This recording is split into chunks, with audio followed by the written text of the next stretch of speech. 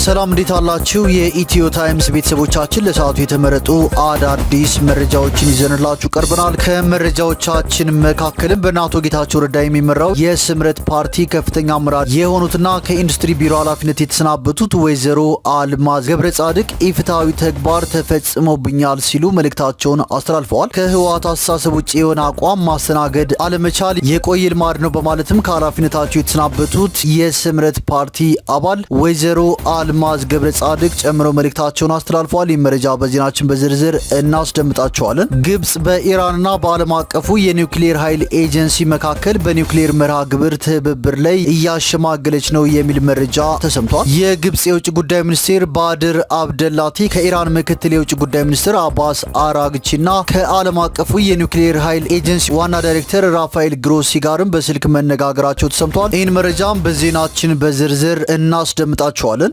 ከእነዚህ መረጃዎች በተጨማሪ ኢትዮጵያ የካይሮ ኬፕታውን ኮሪደር አካል የሆነውን የሞጆ ሐዋሳ የፍጥነት መንገድ ግንባታ ልታጠናቅቅ ተቃርባለች ሲል የዓለም ባንክ ማስታወቁን፣ የአማራ ፋኖ ብሔራዊ ኃይል ሚኒሊክ እዝ ልዩ ዘመቻ ለወራቶች ያስለጠናቸውን ልዩ ኮማንዶዎች ጥቅምት 18 ቀን 2018 ዓ.ም በደማቅ ሁኔታ ማስመረቁን፣ በአማራ ፋኖ ብሔራዊ ኃይል ምዕራብ አማራ ቀጠና ቴዎድሮስ እዝ የዮሐንስ አለማየሁ ብርጌድ በአገዛዙ ላይ ድንገተኛ ጥቃት ፈጽም ያለው ሲል ማስታወቁን፣ እንዲሁም ህብረተሰቡ የአካባቢውን ሰላም ለማጠናከር ከጸጥታ ኃይሉ ጋር ተቀናጅቶ መስራት እንደሚገባው በሰሜን ምዕራብ እዝ የአንድ ኮር አዛዥ ብርጋዴር ጀነራል መካሽ ጀንበሬ መናገራቸውንና ሌሎችን በዝርዝር የምንመለከታቸው መረጃዎች አካተናል። ቻናላችንን ሰብስክራይብ በማድረግ የደወል ምልክቷን በመጫንና መረጃውም ለብዙዎች እንዲዳረስ ላይክ በማድረግ እስከ መጨረሻው አብራችሁን ቆዩ።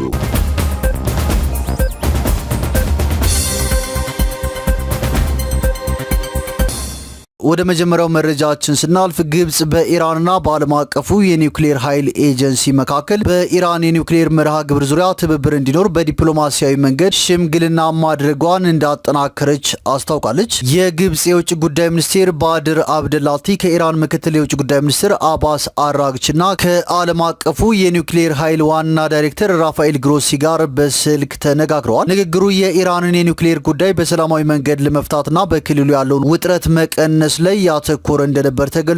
ይህ ጥረት የመጣው ቀደም ሲል በግብጽ ሽምግልና መስከረም 9 ላይ በካይሮ የተፈረመውንና ከሰኔ ወር ጀምሮ ታግዶ የነበረውን ትብብር ወደ ነበረበት የመመለስ ስምምነትን ተከትሎ ነው። ሚኒስትር አብደላቲ በዚያ ማዕቀፍ መሰረት ትብብሩን ማስቀጠልና ማስፋት አስፈላጊ መሆኑን አሳስበዋል። የግብጽ ፕሬዝዳንት አብዱል ፈታህ አልሲሲ በመካከለኛው ምስራቅ ውጥረትን የማርገብ ጥረቶች እንዲቀጥሉ በሰጡት መመሪያ መሰረት ይህ ዲፕሎማሲያዊ እንቅስቃሴ እንደቀጠለ ነው ተብሏል። ግብጽ በክልሉ ሰላምና የጸጥታ አየር ለመፍጠር የሚያስችል ገንቢ ውይይት እንዲኖር ለማመቻቸት ያለማቋረጥ እየጣረች እንደምትገኝም የካይሮ የውጭ ጉዳይ ሚኒስቴር አስታውቋል።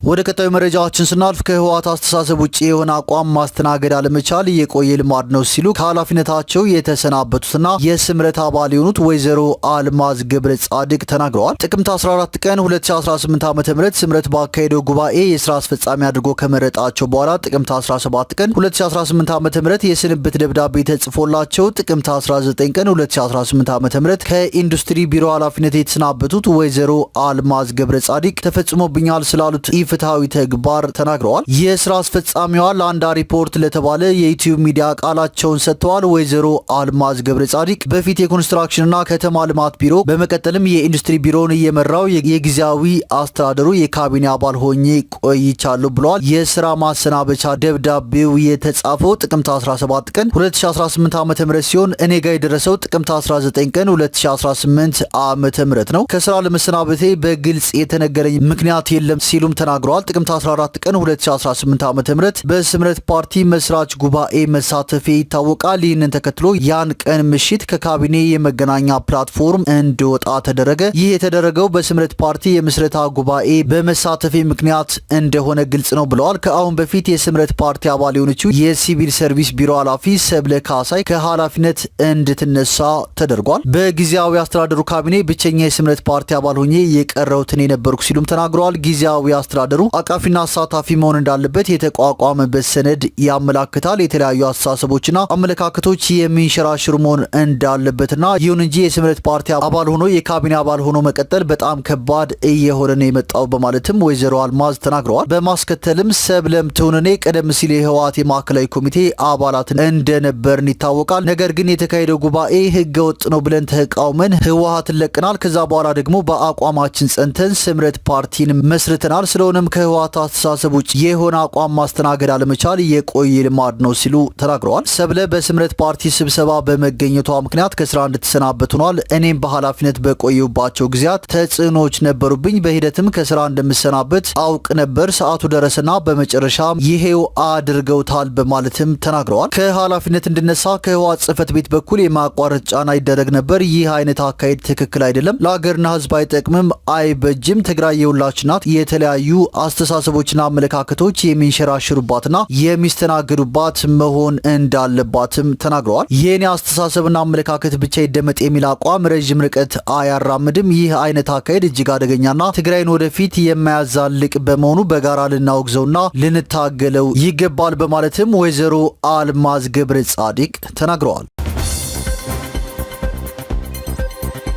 ወደ ቀጣዩ መረጃዎችን ስናልፍ በአማራ ፋኖ ብሔራዊ ኃይል ምዕራብ አማራ ቀጠና ቴዎድሮስ እዝ የዮሐንስ አለማየሁ ብርጌድ በአገዛዙ ላይ ድንገተኛ ጥቃት ፈጽም ያለው ሲል መግለጫ አውጥቷል። ጥቃቱን የፈጸመው በትናንትናው ዕለት ከአዴትና ከሌላም ቦታ በመሰባሰብ የአገዛዙ ኃይል ምክክር እያደረገ በነበረበት ሰዓት እንደሆነም ገልጿል። በጥቃቱም 5 የመከላከያ አባላት ሲሞቱ 3ቱ ቁስለኛ መሆናቸውን ገልጿል። በሌላ በኩል ደግሞ ሚኒሊክ እዝ ልዩ ዘመቻ ለወራቶች አሰለጠንኳቸው ያላቸውን ልዩ ኮማንዶዎች በድምቀት ማስመረቁን ገልጿል። የአማራ ፋኖ ብሔራዊ ኃይል ሚኒሊክ እዝ ልዩ ዘመቻ ለወራቶች አሰለጠናቸውን ልዩ ኮማንዶዎች ጥቅምት 18 ቀን 2018 ዓ.ም በደማቅ ሁኔታ አስመርቅ ያለው ሲል ገልጿል። በሌላ መረጃ ደግሞ ህብረተሰቡ የአካባቢውን ሰላም ለማጠናከር ከጸጥታ ኃይሉ ጋር ተቀናጅቶ መስራት እንደሚገባው በሰሜን ምዕራብ እዝ የአንድ ኮር አዛዥ ብርጋዴር ጀነራል መካስ ጀንበሬ ተናግረዋል። ጀነራል መኮንኑ በማዕከላዊ ጎንደር ከአለፋ ሻውራና አካባቢው ከተውጣጡ የአገር ሽማግሌዎች የሃይማኖት አባቶችና የማህበረሰብ ተወካዮች ጋር የአካባቢውን ሰላም በጽኑ መሰረት ላይ ለመገንባት በሚያስችሉ ጉዳዮች ላይ ተወያይተዋል። አገር የማፍረስ ተልእኮውን ከታሪካዊ ጠላቶቻችን የተቀበለው ጽንፈኛው ሲል የጠሩት ቡድን ለወላጆቹ፣ ለሃይማኖት አባቶች እንዲሁም ለአገር ሽማግሌዎች ክብር የሌለው ዘራፊ ቡድን ነው ሲሉ ተናግረዋል። የህዝብ ሰላም በጽንፈኞች መታወክ የለበትም ያሉት ብርጋዴር ጀነራል መካስ ጀንበሬ መንግስት ያቀረበውን የሰላም አማራጭ ባለመቀበል የህዝቡን ሰላም የሚያውኩ ጽንፈኛው ሲሉ የጠሩት ቡድን ሙሉ በሙሉ በመደምሰስ የቀጠናውን ሰላም አስተማማኝ እናደርጋለን ሲሉም ገልጸዋል። ወደ ቀጣዩ መረጃዎችን ስናልፍ ኢትዮጵያ የካይሮ ኬፕታውን የመንገድ ኮሪደር አካል የሆነውንና 202 ኪሎ ሜትር ርዝመት ያለው የሞጆ ሐዋሳን የፍጥነት መንገድ ግንባታ ማጠናቀቂያ ምዕራፍ ላይ ደርሳለች ሲል የዓለም ባንክ አስታውቋል። እንደ ዓለም ባንክ መረጃ መሰረት ፕሮጀክቱ ከፍተኛ ጥራት ያለው ለጉዞ የሚወስደውን ጊዜ በከፍተኛ ሁኔታ እንደሚቀንስ፣ የተሽከርካሪዎችን የስራ ማስኬጃ ወጪ እንደሚያቃልልና አካባቢያዊ ትስስርን እንደሚያጠናክር ይጠበቃል። ፕሮጀክቱ ሙሉ በሙሉ ተጠናቆ ስራ ሲጀምር ለጉዞ የሚፈጀውን ጊዜ እስከ 40 በመቶ እንዲሁም ለተሽከርካሪው ስራ ማስኬጃ የሚወጣውን ወጪ ደግሞ ከ15 እስከ 20 በመቶ እንደሚቀንስ የተገለጸ ሲሆን በመንገዱ አካባቢ ለሚኖሩ ከ1.5 ሚሊዮን በላይ ለሚሆኑ ሰዎች ለገበያ፣ ለአገልግሎቶችና ለኢንዱስትሪ ዞኖች ያላቸውን ተደራሽነት እንደሚያሻሽል ተመላክቷል። የሞጆ ሐዋሳ የፍጥነት መንገድ በኢትዮጵያ ሁለተኛው ዋና የክፍያ መንገድ ሲሆን ዓለም አቀፍ የፍጥነት መንገድ ደረጃዎችን በማሟላት ደግሞ የመጀመሪያው ነው። ከአዲስ አበባ በስተደቡብ የተዘረጋው መንገዱ ሞጆ፣ ባቱ፣ ሻሸመኔና ሐዋሳን የመሳሰሉ ቁልፍ የከተማና የኢንዱስትሪ ማዕከላትን በማገናኘት ለአገር ውስጥና ለድንበር ተሻጋሪ ንግድ ወሳኝ ኮሪደር መሆኑም ተጠቁሟል።